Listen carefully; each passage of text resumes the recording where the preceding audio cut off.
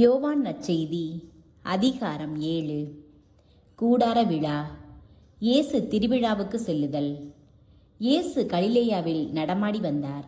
யூதர்கள் அவரை கொல்ல வழி தேடிக் கொண்டிருந்ததால் அவர் யூதேயாவில் நடமாட விரும்பவில்லை. யூதர்களின் கூடார விழா அண்மையில் நிகழவிருந்தது. இயேசுவின் சகோதரர்கள் அவரை நோக்கி, நீர் இவ்விடத்தை விட்டு யூதேயா செல்லும், அப்போது சீடர்கள் நீர் புரியும் செயல்களை காண முடியும். ஏனெனில் பொது வாழ்வில் ஈடுபட விரும்பும் எவரும் மறைவாக செயல் புரிவதில்லை. நீர் இவற்றையெல்லாம் செய்வதால் உலகுக்கு உம்மை வெளிப்படுத்தலாமே என்றனர். ஏனெனில் அவருடைய சகோதரர்கள் கூட அவரிடம் நம்பிக்கை கொள்ளவில்லை. இயேசு அவர்களிடம், எனக்கு ஏற்ற நேரம் இன்னும் வரவில்லை. உங்களுக்கு எந்த நேரமும் ஏற்ற நேரம்தான்.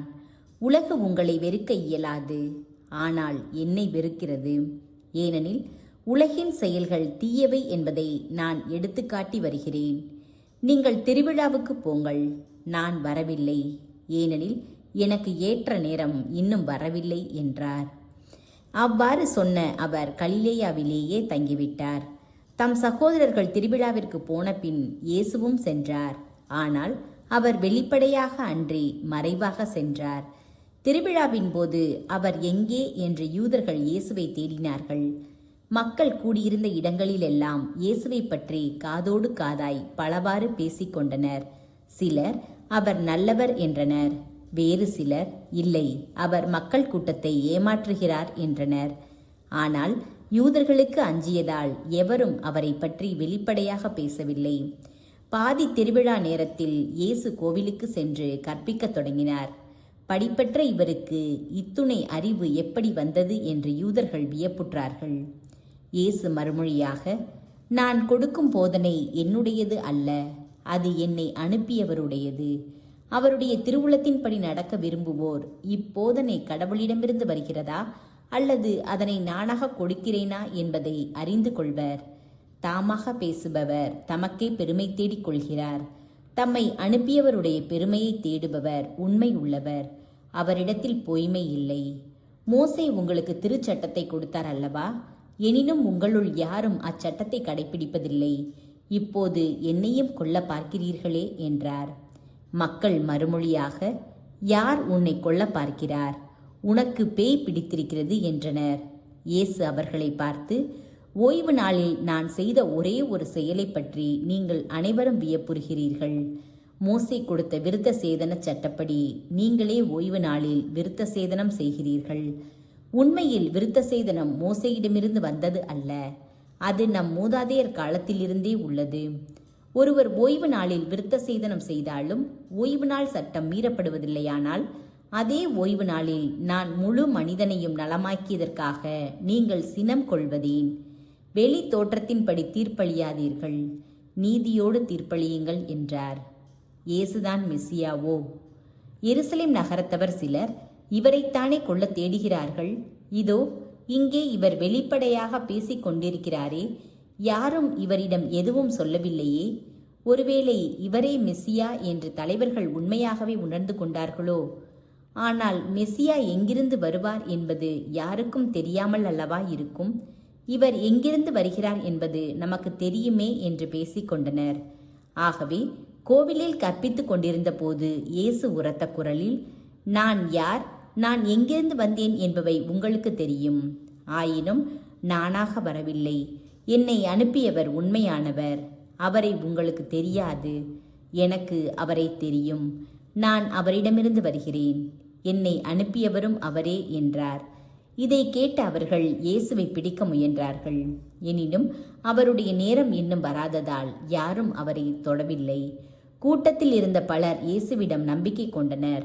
அவர்கள், மெசியா வரும்போது இவர் செய்வதை விடவா மிகுதியான அரும் அடையாளங்களை செய்யப் போகிறார் என்று பேசிக்கொண்டார்கள். இயேசுவை பிடிக்க ஆள் அனுப்புதல். இயேசுவை பற்றி மக்கள் இவ்வாறெல்லாம் காதோடு காதாய் பேசுவதை பரிசேயர் கேள்விப்பட்டனர். எனவே அவர்களும் தலைமை குருக்களும் அவரை பிடித்து வரும்படி காவலர்களை அனுப்பினார்கள்.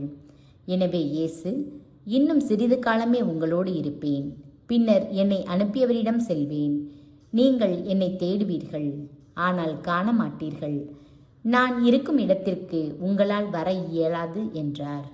இதை கேட்ட யூதர்கள், நாம் காண முடியாதவாறு இவர் எங்கே செல்லப் போகிறார்? ஒருவேளை கிரேக்கரிடையே சிதறி வாழ்வோரிடம் சென்று கிரேக்கருக்கு கற்றுக் கொடுக்கப் போகிறாரோ? நீங்கள் என்னை தேடுவீர்கள், ஆனால் காண மாட்டீர்கள். நான் இருக்கும் இடத்திற்கு உங்களால் வரவும் இயலாது என்றாரே, இதன் பொருள் என்ன என்று தங்களிடையே பேசிக்கொண்டார்கள். ஆவியாரே வாழ்வு தரும் தண்ணீர். திருவிழாவின் இறுதியான பெருநாளில் இயேசு எழுந்து நின்று உரத்த குரலில், யாரேனும் தாகமாயிருந்தால் என்னிடம் வரட்டும், என்னிடம் நம்பிக்கை கொள்வோர் பருகட்டும். மறைநூல் கூறுவது போல் அவருடைய உள்ளத்திலிருந்து வாழ்வு தரும் தண்ணீர் ஆராய் பெருக்கெடுத்து ஓடும் என்றார். தம்மிடம் நம்பிக்கை கொண்டிருப்போர் பெறப்போகும் தூய ஆவியை குறித்தே அவர் இவ்வாறு சொன்னார். தூய ஆவி இன்னும் அருளப்படவில்லை, ஏனெனில் இயேசு மாட்சிப்படுத்தப்படவில்லை. இயேசுவை முன்னிட்டு மக்களிடையே பிளவு ஏற்படுதல். கூட்டத்தில் சிலர் இவ்வார்த்தைகளை கேட்டு, வரவேண்டிய இறைவாக்கினர் உண்மையில் இவரே என்றனர். வேறு சிலர், மெசியா இவரே என்றனர். மற்றும் சிலர், கலிலேயாவில் இருந்தா மெசியா வருவார்? தாவீதின் மரபிலிருந்தும் அவர் குடியிருந்த பெத்லெகேம் ஊரிலிருந்தும் மெசியா வருவார் என்றல்லவா மறைநூல் கூறுகிறது என்றனர். இப்படி அவரை குறித்து மக்களிடையே பிளவு ஏற்பட்டது. சிலர் அவரை பிடிக்க விரும்பினர், ஆனால் யாரும் அவரை தொடவில்லை. தலைவர்கள் நம்பாமை. தலைமை குருக்களும் பரிசேயர்களும் அனுப்பியிருந்த காவலர்கள் அவர்களிடம் திரும்பி வந்தார்கள். அவர்கள் காவலர்களிடம், ஏன் அவனை பிடித்து கொண்டு வரவில்லை என்று கேட்டார்கள். காவலர்கள் மறுமொழியாக, அவரைப் போல எவரும் என்றுமே பேசியதில்லை என்றனர். பரிசேயர் அவர்களை பார்த்து, நீங்களும் ஏமாந்து போனீர்களோ? தலைவர்களிலாவது பரிசேயர்களிலாவது அவனை நம்புவோர் யாராவது உண்டா? இம்மக்கள் கூட்டத்துக்கு திருச்சட்டம் தெரியாது, இவர்கள் சபிக்கப்பட்டவர்கள் என்றனர். அங்கிருந்த பரிசேயருள் ஒருவர் நிக்கதேம். அவரே முன்பு ஒரு நாள் இயேசுவிடம் வந்தவர். அவர் அவர்களிடம், ஒருவரது வாக்குமூலத்தை கேளாது, அவர் என்ன செய்தாரென்று அறியாது ஒருவருக்கு தீர்ப்பளிப்பது நமது சட்டப்படி முறையாகுமா என்று கேட்டார். அவர்கள் மறுமொழியாக, நீரும் கலிலேயரா என்ன? மறைநூலை துருவி ஆய்ந்து பாரும், அப்போது கலிலேயாவில் இருந்து இறைவாக்கினர் யாரும் தோன்றுவதில்லை என்பதை அறிந்து கொள்வீர் என்றார்கள். அவர்கள் ஒவ்வொருவரும் அவரவர் வீட்டுக்கு சென்றார்கள்.